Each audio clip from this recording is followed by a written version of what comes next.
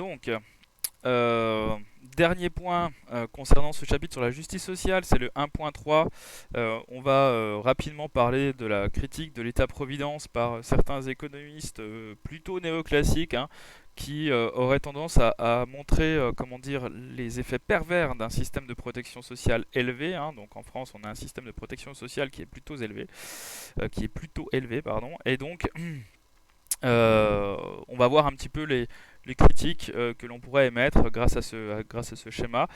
Une protection sociale élevée, déjà, ça va impliquer un coût du travail assez élevé, ce qui est assez logique, puisque finalement, les salariés vont payer des cotisations sociales, les chefs d'entreprise vont payer des charges sur le travail, et donc tout ça, ça va augmenter le coût du travail. Autrement dit, ça va augmenter la part de la valeur ajoutée qui part au facteur travail, et donc qui ne va pas de ce fait au facteur capital. Tout ça, cette hausse du coût du travail va augmenter les coûts de production, et si les coûts de production augmentent, on a d'une part une diminution de la compétitivité prix, notamment par rapport à nos concurrents étrangers qui sont implantés dans des pays où il n'y a pas forcément de système de protection sociale, ou en tout cas pas autant développé que le nôtre, et donc ces pays-là vont avoir des coûts de production plus faibles parce que des coûts du travail plus faibles. De ce fait, ils vont pouvoir proposer en fait tout simplement des prix plus bas que ce que pourraient proposer nos entreprises qui produisent dans le pays. Donc voilà, ça implique mécaniquement une baisse de la compétitivité prix. Autre chose, ça implique une baisse aussi de la profitabilité, d'une part parce que les coûts de production sont plus élevés, et pour le dire un petit peu autrement, c'est que vous avez bien évidemment une part plus importante de l'AVA qui va au travail, puisque encore une fois il faut payer les cotisations sociales et il faut payer les charges patronales. De ce fait, mécaniquement, vous avez une partie de la VA plus faible qui va au capital. Or, je vous rappelle que la part de la VA qui va au capital, hein, c'est ce qui va correspondre à l'excédent brut d'exploitation, c'est-à-dire en fait le profit. Donc, en gros, si on avait une protection sociale plus faible, ça impliquerait un coût du travail plus faible, et donc, les entreprises pourraient, prendre une part plus élevée de la valeur ajoutée pour le capital, ce qui augmenterait la profitabilité, leur capacité à investir, à développer les innovations et tout simplement à financer des investissements.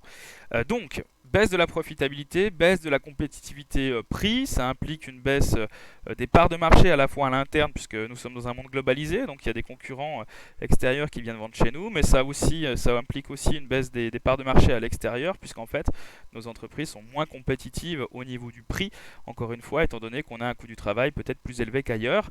Donc ça implique une baisse de la production. De ce fait, notre croissance effective est inférieure à la croissance potentielle, ce qui veut dire que tout le facteur travail n'est pas utilisé, autrement dit, il y a du chômage, et le chômage implique tout simplement de la pauvreté. Donc vous voyez, l'enfer est pavé de bonnes intentions, hein, pour faire simple. La protection sociale, finalement, aggraverait la pauvreté dans notre pays, en fait, hein, si on suit ce schéma. Et la protection sociale élevée serait aussi responsable du chômage si on suit cette partie du schéma avec la hausse du coût du travail. Ça, c'est la première limite. La deuxième limite, elle vient en fait des minima sociaux, RSA par exemple, hein, dont on a parlé, et puis plus globalement de la protection sociale qui vient protéger les plus démunis. Tout ça, ça va impliquer en fait des dépenses publiques plus importantes. Or, on peut supposer que si les dépenses publiques sont très importantes, ça signifie que les prélèvements obligatoires sont très importants aussi, hein, et là on revient sur le problème de coût du travail, le problème d'une fiscalité trop forte sur les entreprises qui diminuent leur capacité à investir, hein. Je vous rappelle par exemple que notre impôt sur les sociétés, encore à l'heure actuelle, il est de 33%, contre 12,5% en Irlande. Vous comprenez bien que si vous avez un tiers des bénéfices qui partent aux impôts, les entreprises ont moins de marge de manœuvre pour finalement investir, développer des innovations, augmenter leur niveau de productivité, et donc in fine faire plus facilement face à la concurrence internationale, hein, on pourrait le voir comme ça. Et puis, autre problème aussi des dépenses d'État importantes, ça peut impliquer du déficit. Or, l'accumulation des déficits, ça crée de la dette, et on en avait parlé hein, avec ce schéma. Plus la dette augmente, plus la charge de la dette augmente, et donc ben, là, si on reprend en 2019, les 42 milliards de charges de dette qu'on rembourse chaque année, on pourrait peut-être les injecter ailleurs, dans de l'éducation, dans des infrastructures, dans de la recherche-développement et de la recherche fondamentale. En gros, finalement, on pourrait développer davantage notre croissance potentielle via les mécanismes de la croissance endogène, hein, enfin, que vous avez bien vu et que vous maîtrisez, j'espère maintenant, ce qu'on avait fait en début d'année. Bien, autre chose, hein, juste un petit rappel. Je vous prends des chiffres assez récents sur la période 2009-2017. Donc là, vous avez l'évolution du déficit français hein, de 2009 à 2017. Donc vous voyez un déficit de moins 7,2% en 2009 parce qu'il a fallu faire face à la crise de 2008. Donc ce déficit hein, est très important, mais par rapport à celui qu'on va avoir en 2020 face à la crise que nous sommes en train de vivre, en fait il sera ridicule. Hein. Mais c'est juste pour vous montrer un petit peu ce qui se passe quand les déficits publics sont très élevés. Et bien finalement ça engendre hein, une augmentation progressive de la dette. Et vous voyez, hein, il faut, si on arrive à maîtriser notre déficit à peu près aux alentours de 3%, c'est-à-dire le pacte de stabilité et de croissance, on voit que la dette commence hein, tendanciellement à se réduire. Hein, d'accord. Voilà pourquoi il y a aussi cet objectif des 3%. Donc, en gros, notre protection sociale implique des dépenses élevées, ça peut impliquer du déficit, ça peut augmenter, ça peut provoquer une accumulation, comment dire, régulière de notre dette et augmenter la charge de la dette sur notre budget. Encore une fois, un budget de ce fait qu'on ne pourra pas utiliser dans d'autres choses peut-être plus pertinentes à long terme.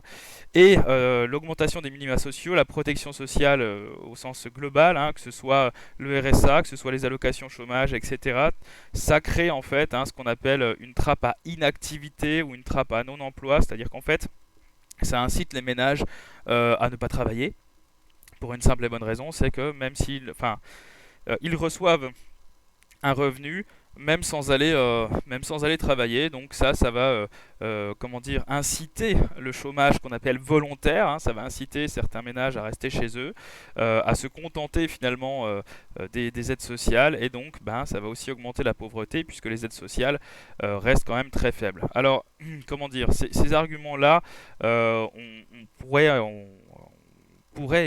on les critiquera dans le dernier thème hein, sur le travail, puisqu'on va en reparler de ça, hein, de la trappe à inactivité engendrée par les aides sociales. Déjà, il faut quand même se souvenir que, encore une fois, les allocations au chômage, vous y avez le droit parce que vous avez cotisé, hein, d'accord. Donc vous ne volez personne, hein, entre guillemets. Hein. Et puis, il faut aussi se souvenir que le RSA, c'est 550 euros net en France, hein, et avec 550 euros net, vous êtes largement en dessous du seuil de pauvreté qui est estimé à 60% du revenu médian, c'est-à-dire à l'heure actuelle à peu près 1000 euros. D'accord. Donc quand vous avez 550 euros de revenus, vous pouvez difficilement vivre et donc on peut quand même supposer que la plupart des personnes qui sont au RSA aimeraient au contraire ne plus l'être. Voilà. Bien. Donc ça c'était pour les critiques de l'État-providence hein, et montrer que même si les services publics et les administrations publiques vont contribuer à la justice sociale, il y a aussi des effets pervers à vouloir finalement réduire les inégalités de situation, notamment les inégalités économiques. Voilà.